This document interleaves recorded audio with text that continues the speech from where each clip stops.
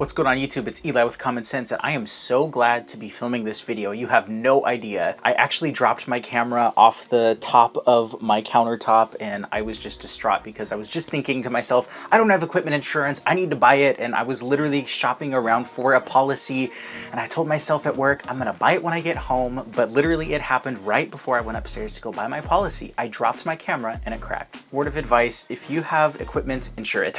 Finally got it back, but I'm so glad to be making this video. Today's video is actually going to be a tag video, and I actually got tagged by my new friend Nate over at Paragon Fragrances. So Nate makes some amazing high quality fragrance videos. He does daily uploads. I don't know how he does it, but he also does really interesting videos on how to create your own fragrance. So I've been following that along, and it's really just inspirational to see that, and just a huge shout out to Nate for tagging me. I'd also like to tag Aromatics Neeb. So Neeb, if you see this, I would love for you to try to jump on this trend, and I'd love to see your recommendations. And I'd also like to tag Justin Copeland. Justin makes some amazing high quality videos on really interesting fragrance topics that you're not going to find everywhere. He's an amazing accomplished musician and also comes up with these fragrance videos that aren't really the norm, so go check him out if you want something fresh. And lastly, I'd like to tag Uncle Chris over at Best Brands Perfume. So Chris, if you're seeing this, I'd love to see your recommendations as well. So shout out to all three of you. Today's video is going to be one designer, one niche fragrance, one cheapie, and one fragrance to rule them all. Basically, if anybody comes up to you and says, I want to smell good,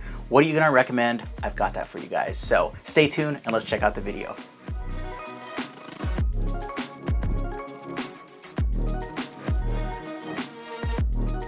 So Nate actually had a few recommendations per category, and I got a couple here, and we're gonna figure out which one is the best for that category. So when considering a designer fragrance, this fragrance comes to mind. This is La Nuit de l'Homme by Yves Saint Laurent. This is basically an amazing date night fragrance, and really you can use it anytime that the weather is spring, fall, winter, maybe not necessarily the summer, but if it's a cooler summer night, I think you can definitely wear this one.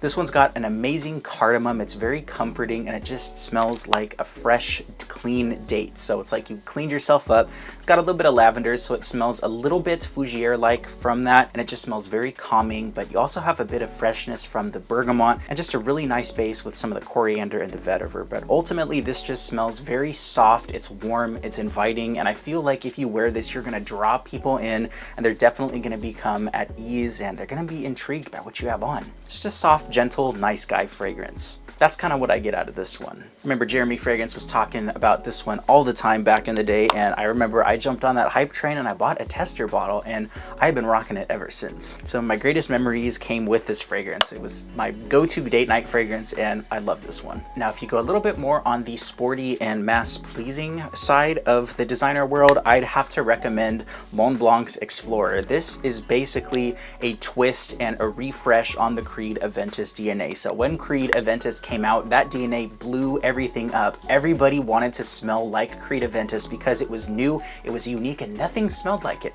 There's something absolutely amazing about the ambergris and just the cedar and just that nice smoky woody quality, and I think this takes that original DNA and it ramps it up and basically makes it a little bit more fresh and a little bit more mass appealing. So it takes away a little bit of that citrusy orangey zest in the opening, and I think it replaces it with a very refreshing bergamot. So it's very juicy, it's fresh, and it's really one of the best openings in a designer fragrance that I've ever smelled. It's a little bit peppery, you definitely have that bergamot, but you also have some sage in the opening, but it's definitely got a very woody base, and there's something about the ambroxan here that smells absolutely amazing. The Akigala wood is going to smell very salty, very aromatic, and it's just going to have a very interesting aromatic quality to this. But this is one of the coolest smelling fragrances, and I remember when I smelled this one, I couldn't believe it because it smelled like Aventus for 30 bucks. While it doesn't smell exactly like Creed Aventus, if you're comparing this to, say, something like Armaf's Club de Nuit Intense, I would definitely go with this one. It smells a little bit more refined, not as kind of pine sol citrus in the opening, but it just has an inviting opening, and for that I think I'd have to recommend this one. So if I had to go toe to toe on these two fragrances, I would probably recommend the Mont Blanc Explorer. This one is going to be your all-around great pick for a designer fragrance. You can wear it any weather and it still performs really nice even in the winter. Incredible. My choice for the designer fragrance is Mont Blanc Explorer. Now, heading on over to the niche category. I love niche fragrances. I've been really trying to up my collection and really do quantity over quality.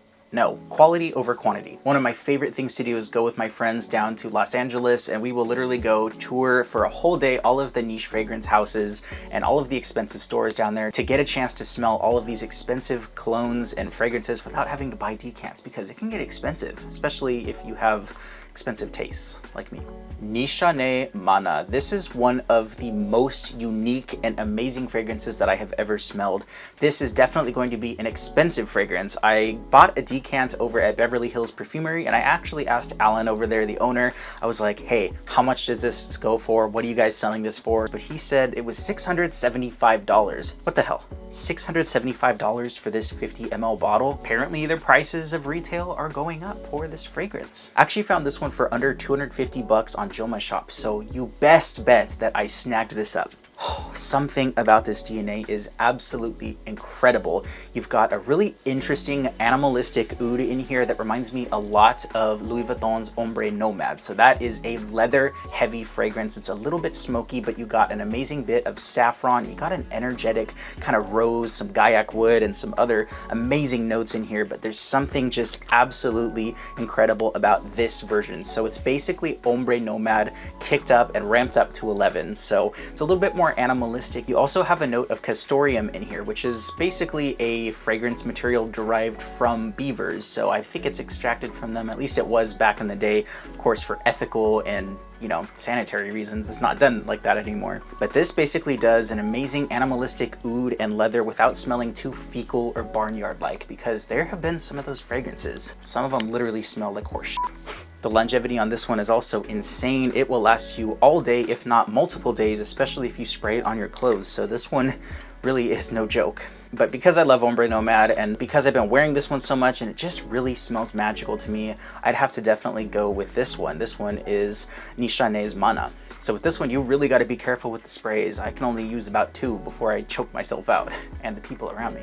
And my other consideration that I was looking at for the niche fragrances is this one, Xerjoff's 40 Knots. So this fragrance is very elusive because I don't believe there's an official note breakdown online. There's just kind of hints and basically what's on Fragrantica. So this one, to me, I get smoky aquatic sweetness. So it's a little bit resinous, and it honestly just reminds me of a smoky, expensive, bougie candle. You have a little bit of a peppery woods and a nice bit of saltiness, so it almost smells like driftwood, and you also have maybe a touch of agar wood. It's not in the note breakdown, but I feel like I get just a tiny bit of it. You also have a little bit of some green notes. It maybe smells a little bit aquatic, maybe like a violet or something in here, but this is one of the most amazing aquatic niche fragrances I've ever smelled that still manages to smell very warm, and really you can wear this in any weather because it comes off as warm and sweet, but it's also very salty and aquatic. So it's basically the best of all of those. Plus this stuff lasts an eternity. I honestly can get about 14 hours, if not longer. If you spray it on clothes,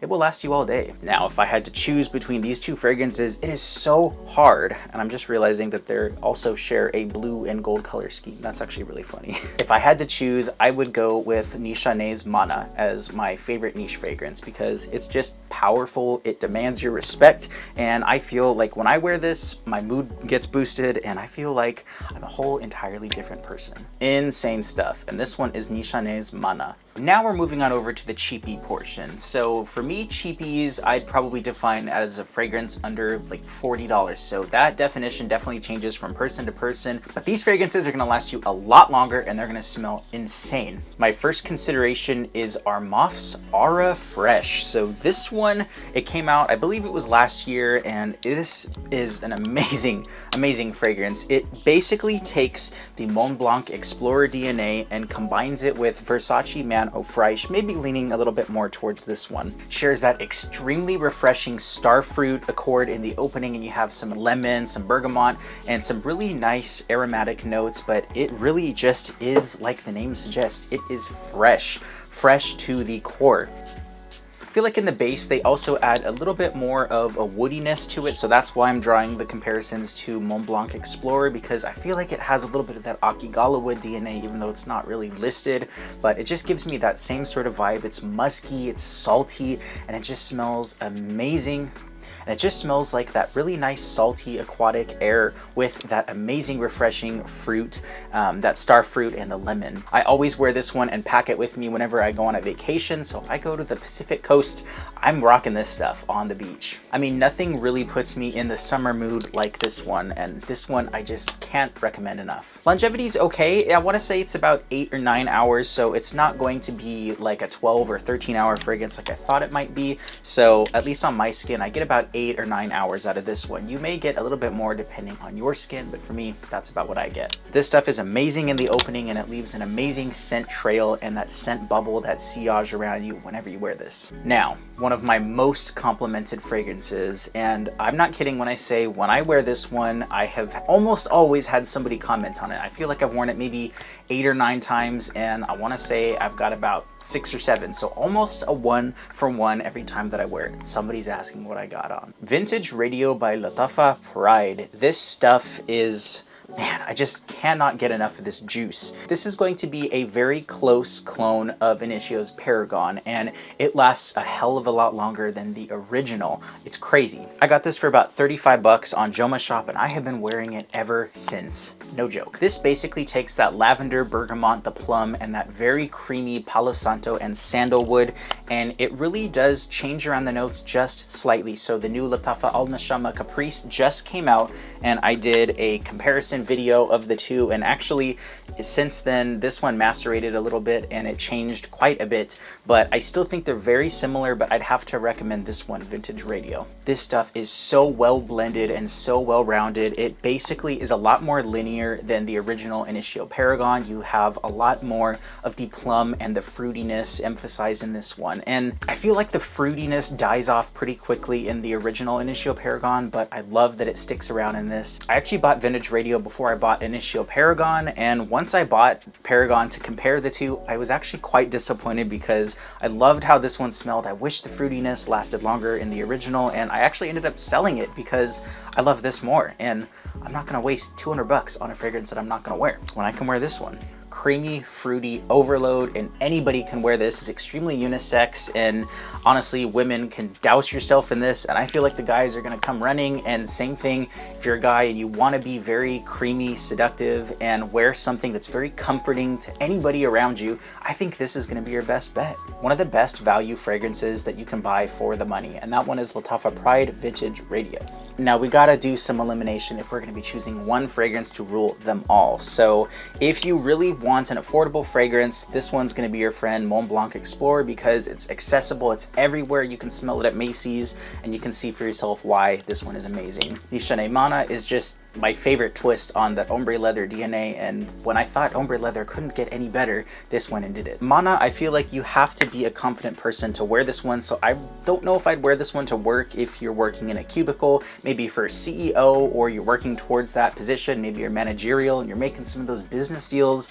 I feel like you could wear Mana. Maybe not every day, because some people are gonna find the animalistic oud maybe a little bit cloying, and if you wear too much, it can be really overwhelming. And good old Vintage Radio, I feel like you can wear this one in any situation. It's sweet, it's uplifting, and it's very aroma therapeutic. So you have that lavender that definitely comes off very relaxing, and I think anybody can wear this one at any situation and at a really, really good price. So if I had to pick one of these fragrances, I'm going with Vintage Radio. This is one of the best fragrances for your money. If you get this fragrance for about 40 bucks, you're gonna be the best smelling person in your friend group. I guarantee it. Been rocking this one ever since I bought it, and I will continue to do so till the end of time. That does it, my friends. Thank you so much for watching the video. Please leave a comment down below. I want to hear your picks for these 3 categories: 1 designer, 1 niche, and 1 cheapie, and 1 to rule them all. So let me know in the comments, and I'd love to hear your recommendations. And Munib, Justin, and Chris, I'd love to hear your recommendations as well. So hopefully you respond to this tag video, because you guys are awesome. That does it. Thank you so much. I've been Eli with Common Sense, and until the next time, bye-bye.